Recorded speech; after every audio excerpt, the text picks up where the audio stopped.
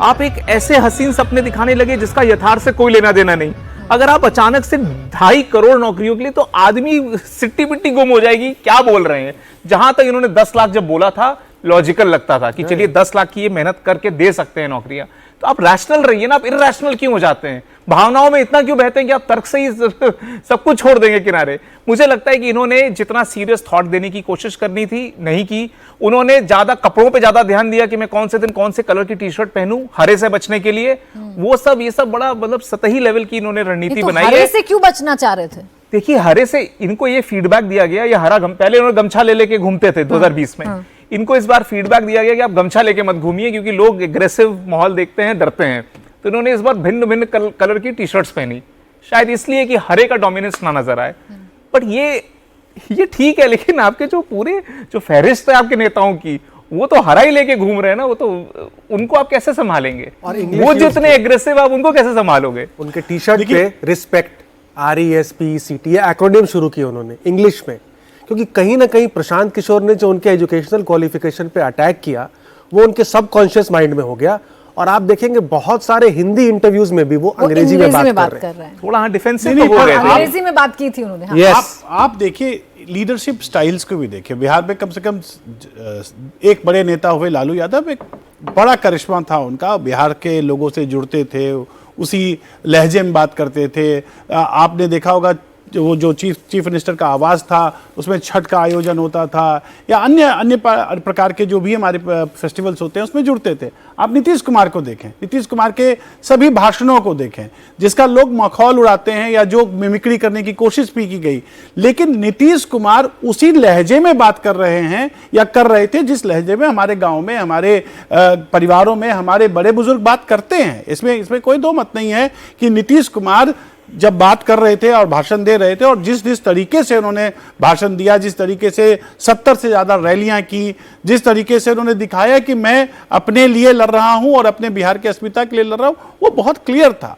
अब इसकी तुलना आप करें तेजस्वी यादव के कैंपेन से, मैं तो ये कहूंगा कि जो मैंने थोड़े बाइट्स देखे तेज प्रताप के, तेज प्रताप का कनेक्ट मुझे फिर भी बेटर लग रहा था, ज्यादा मैच्योर लग रहा था। क्योंकि एक जगह तेज प्रताप ने यह भी कहा कि उनकी बहू होंगी, जो तेजस्वी की जो पत्नी है, वो अगर छठ करे तो उनको बहुत अच्छा लगेगा। तो ये बातें बाहर आ रही थी, और मैं बार बार ये कह रहा हूं कि ये वो जमाना नहीं है जिस जमाने में पोस्टर और बैनर लगा के लोग अपनी कैंपेन करते थे। अब कैंपेन जो है वो बिल्कुल वीडियो के फॉर्मेट में, भाषण के फॉर्मेट में, क्या कहते हैं उसको, रील्स के फॉर्मेट में, इस फॉर्मेट्स में जा रहा है। तो वैसी स्थिति में अगर you are not changing with times, तो मेरे ख्याल से फिर आप रिडंडेंट हो जाएंगे। नहीं, ऐसा बिहार में क्या हुआ, या अमिताभ जी आपने क्या पाया कि जितनी भी अनुमान जातियों को लेकर लगाए जा रहे थे, वो जातियां इतनी ज्यादा बटी नहीं। हमने भूमिहारों पर चर्चा की थी कि भूमिहार बट सकता है, हमने चर्चा की थी कि धानुक कहीं बट सकता है, लेकिन वो नहीं बटा। उल्टा यादव और मुसलमानों में अगर डेंट लग रहा है, तो वो MY जिसको लेकर बड़ा कॉन्फिडेंस में RJD रहा करती थी, अगर उसमें डेंट लगा है, क्या वजह समझ में आई? जातियों से इतर कैसे हो गया ये चुनाव? सर ने 3 C's की बात करी, उसमें एक और C ऐड कर दीजिए, कोएलिशन। सर ने बात करी कि भाई बीजेपी ने अपर कास्ट कैंडिडेट्स को दिए, बट अपर कास्ट वोट पे तो जीतेंगे नहीं वो, बट एक ब्रॉड कोएलिशन है। JDU का EBC, गैर यादव OBC, हम का महादलित, और LJP का पासवान। ये एक ब्रॉड कोएलिशन है। 68% इसकी आबादी है बिहार में, और ये इस बार सीमलेसली वोट ट्रांसफर हुआ। दूसरी जगह हम देखें अगर मुस्लिम यादव समाज में, तो मुस्लिम यादव समाज में खास करके जिन महिलाओं को 10,000 रुपए का बेनिफिट मिला, या पहले भी जिन्होंने सरकारी स्कीम्स का बेनिफिट उठाया है, मुझे लगता है उसमें से अच्छी खासी संख्या में लोगों ने साइलेंट वोटर की तरह NDA को वोट किया है। युवाओं में भी, मुस्लिम यादव युवाओं में भी कहीं ना कहीं जो एक उत्साह था तेजस्वी को लेकर के, वो कहीं ना कहीं इस बार धूमिल हुआ कि अनएम्प्लॉयमेंट की बात तो हो रही है, लेकिन जो सॉल्यूशंस प्रोवाइड कर रहे हैं तेजस्वी, वो एकदम अनक्रेडिबल है, ये हो ही नहीं सकते। जिसकी वजह से भी लगता है मुझे कहीं ना कहीं वो NDA को उसका फायदा मिला है। और रिप्रेजेंटेशन एक बड़ा मुद्दा था, ओवैसी ने अच्छा खासा डेंट किया है।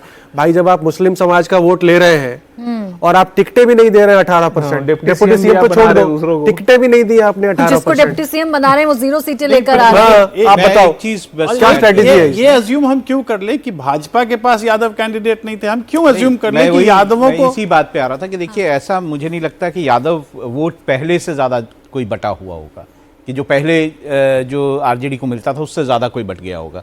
ये बात सही है कि यादव कैंडिडेट जब होते हैं, जैसे राघोपुर में ही 3 यादव कैंडिडेट है तो नेचुरली यादव वोट थोड़ा बहुत बढ़ता है, लेकिन मेजरली यादव वोट जो है वो आरजेडी को जाता है। और मुझे लगता है इस बार भी जब बहुत डिटेल आंकड़े आएंगे तो आपको दिखेगा कि यादव वोट जो है वो बटा हुआ नहीं दिखेगा। मुस्लिम वोट नहीं राहुल जी, अगर ऐसा मुस्लिम होता वोट तो जो है अगर, बहुत बटा अगर हुआ। नहीं राहुल जी, अगर ऐसा होता तो यादव डोमिनेटेड कॉन्स्टिट्यूएंसीज हैं जहां यादव वोट जो क्रिटिकल वोट है और वो डिसाइड करता है, तो फिर वो आंकड़ा नहीं होता। नहीं फिर सिर्फ हुआ ये यादव है- वोट से आप जीत नहीं सकते ना। नहीं